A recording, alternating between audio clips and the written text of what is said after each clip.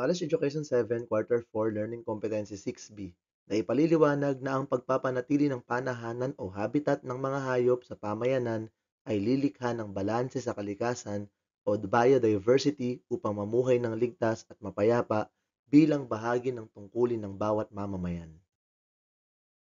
Bago tayo magpatuloy, balikan natin ang kahulugan ng habitat. Ayon sa Merriam-Webster Dictionary, ang habitat ay lugar o kapaligiran kung saan natural o karaniwang naninirahan at lumalaki ang isang halaman o hayop. Ang habitat ay tahanan ng mga hayop at halaman kung saan sila kumukuha ng pagkain, nagpaparami, at namumuhay ng ligtas. Sa ating nakaraang aralin, tinalakay natin ang kahalagahan ng habitat at ang mga paraan upang mapanatili ito. Napansin natin na kapag inalagaan natin ang tahanan ng mga hayop, mas nagiging maayos ang ating kapaligiran. Ngayon, pag-usapan natin kung bakit mahalaga ang pagpapanatili ng mga habitat, hindi lang para sa hayop, kundi para rin sa kabuang balanse ng kalikasan. Ano nga ba ang ibig sabihin ng balance of nature at paano nito naaapektuhan ng ating mga kilos? Ngayon, pag-usapan natin ang balance of nature. Ayon sa Wikipedia, ito ay tumutukoy sa likas na pagkakaayos ng mga organismo at kapaligiran, kung saan ang bawat bahagi ng ecosystem ay may tungkuling ginagampanan. Kapag may pagbabago sa isang bahagi, ang ibang bahagi ay kusang umaangkop upang mapanatili ang kaayusan at patuloy na suportahan ang buhay. Halimbawa, ang mga ahas ay kumakain ng mga daga. Kung bumaba ang bilang ng ahas dahil sa pagkakalbo ng kagubatan, dadami ang mga daga na maaaring sumira sa pananim at supply ng pagkain ng mga tao. Kapag may nawala o nabawas sa isang ecosystem, naapektuhan nito ang buong kalikasan, kaya mahalagang mapanatili ang balanse.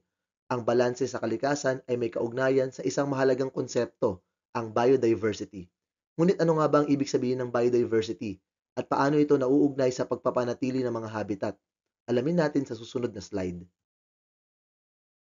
Ang biodiversity o pagkakaiba-iba ng buhay ay mahalaga sa pagpapanatili ng balanse sa kalikasan. Ayon sa Merriam-Webster Dictionary, ang biodiversity ay tumutukoy sa iba't ibang uri ng buhay sa isang kapaligiran na sinusukat sa dami ng species ng halaman at hayop na naroroon. Kapag ang mga habitat ay nasisira, ang biodiversity ay nababawasan na nagdudulot ng kawalan ng balanse sa kalikasan. Halimbawa, sa Pilipinas, ang pagkasira ng mga kagubatan ay nagdudulot ng pagkawala ng tirahan ng mga hayop tulad ng Philippine Eagle na nagresulta sa pagbaba ng kanilang populasyon at naaapektuhan ang buong ecosystem. Kung mapapanatili natin ang biodiversity, makikinabang din tayo bilang mga tao. Pero paano nga ba tayo natutulungan ng balanse ng kalikasan sa ating pang-araw-araw na buhay? Tignan natin ang ilang mahalagang benepisyo. Ang balanse sa kalikasan ay direktang nakakaapekto sa ating pamumuhay. Narito ang ilang benepisyo na ating natatamo mula rito. Malinis na hangin at tubig. Ang mga puno at halaman ay naglilinis ng hangin at tubig na mahalaga para sa ating kalusugan. Matatag na supply ng pagkain.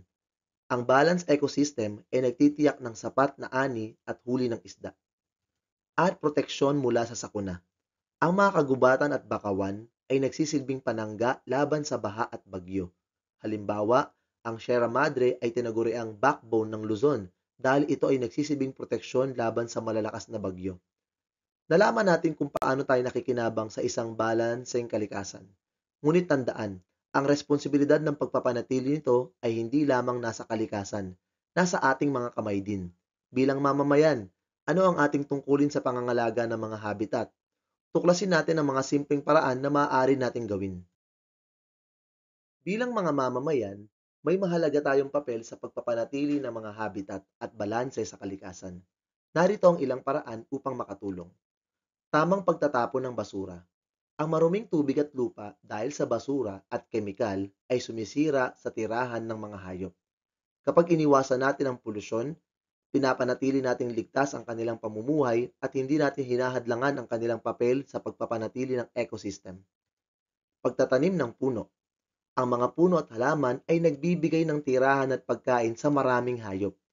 Sa pagtatanim, nakakatulong tayo sa pagpapanumbalik ng natural na tahanan ng mga hayop, kaya napapanatili ang biodiversity at nagiging balanse ang ating kalikasan.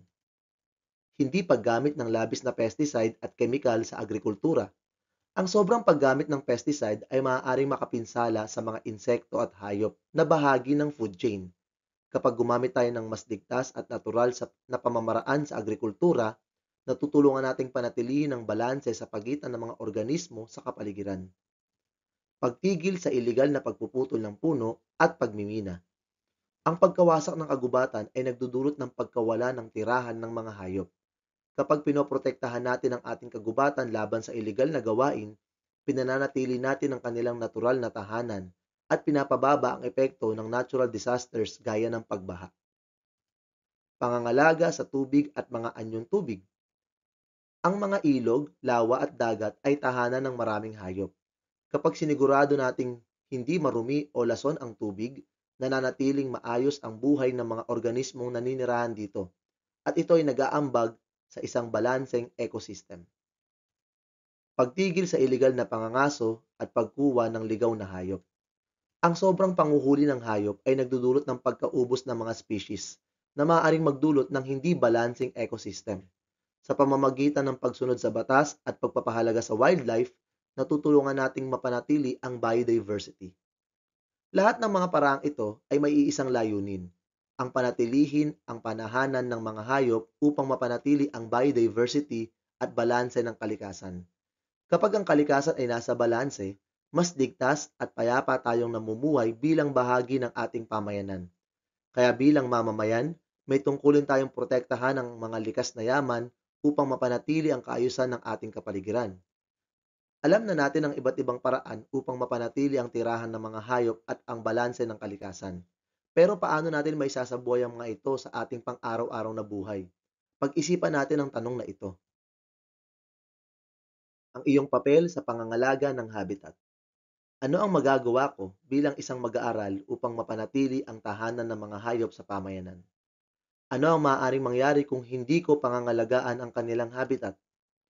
Paano makakatulong ang aking mga simpleng kilos tulad ng tamang pagtatapon ng basura sa pagpapanatili ng biodiversity? Ngayon, napag-isipan natin kung ano ang ating papel sa pangangalaga ng tahanan ng mga hayop.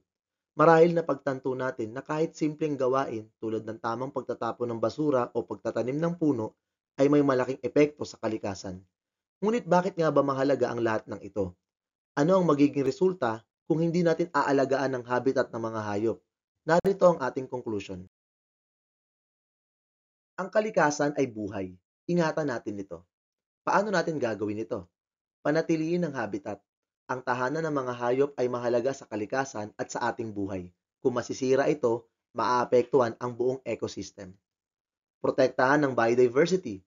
Ang iba't ibang uri ng hayop at halaman ay kailangang manatili upang mapanatili ang balanse sa kalikasan. Iwasan ang polusyon. Ang basura, kemikal at maruming tubig ay sumisira sa tirahan ng hayop. Magsimula sa simpleng kilos ng tamang pagtatapon ng basura.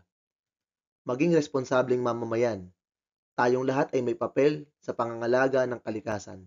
Kahit maliit na aksyon ay may malaking epekto. At isipin ang kinabukasan. Kapag iniingatan natin ang likas na yaman ngayon, masisiguro natin ang may malinis at ligtas na mundo para sa susunod na henerasyon. Pagsasanay. Isulat ang T kung ang pahayag ay wasto o M kung hindi wasto. 1. Ang pagpapanatili ng habitat ng mga hayop ay nakakatulong sa pagpapanatili ng balanse sa kalikasan. 2. Ang biodiversity ay nangangahulugan ng kawalan ng iba't ibang uri ng hayop at halaman sa isang lugar. 3. Kapag nasira ang isang habitat, maaaring maapektuhan ang buong ecosystem kabilang ang tao. 4. Walang epekto sa pamayanan ng tao kung mabawasan ang biodiversity sa isang lugar. At 5. Ang bawat mamamayan ay may tungkuling protektahan ng kalikasan upang mapanatili ang balanse ng ecosystem. At hanggang dyan lamang po ang ating aralin sa araw na ito. Naway may natutuhan kayo. Salamat po sa panonood at pakikinig. Paalam!